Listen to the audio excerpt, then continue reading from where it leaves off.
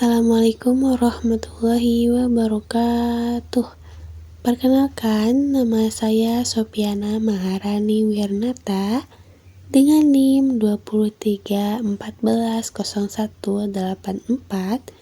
dari Prodi PGSD. Video ini dibuat untuk memenuhi penilaian ujian akhir semester mata kuliah Konsep Dasar Bahasa dan Sastra Indonesia SD dengan dosen pengampu Ibu Dr. Robiatul Munajah SPD MPD.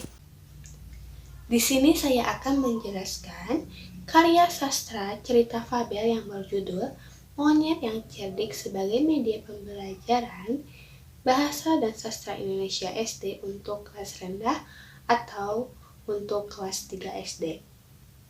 Karya sastra fabel adalah cerita fiksi yang bercerita tentang kehidupan binatang yang berperilaku seperti manusia. Fabel merupakan cerita yang mengandung pesan moral, sehingga sering disebut sebagai cerita moral. Penggunaan karya sastra sebagai media pembelajaran Bahasa dan Sastra Indonesia di SD memiliki banyak manfaat, seperti meningkatkan kemampuan berbahasa, membangun imajinasi, dan mengajarkan nilai-nilai moral. Penggunaan media pembelajaran ini mampu meningkatkan kemampuan literasi siswa dan meningkatkan kelancaran membacanya, serta mengandung pesan moral yang tersampaikan. Seperti dalam cerita fabel Monyet yang Cerdik ini, siswa dapat belajar tentang empati dan kepedulian. Nah, pada cerita halaman ke-6 ini yang menunjukkan interaksi antara piton dan monyet. Piton menunjukkan kepedulian yang menanyakan kondisi monyet yang terluka. Sementara monyet berusaha menyelamatkan dirinya. Meskipun piton merasa lapar, ia tidak tega memakan monyet yang terluka dan akhirnya memutuskan untuk pergi meninggalkan monyet yang cerdik itu. Meskipun ular piton adalah pemangsa, ia menunjukkan sisi kemanusiaan tanpa memakan monyet yang sedang menderita. Ini mengingatkan bahwa meskipun kita berada dalam posisi yang kuat, kita harus tetap memiliki rasa empati terhadap makhluk hidup.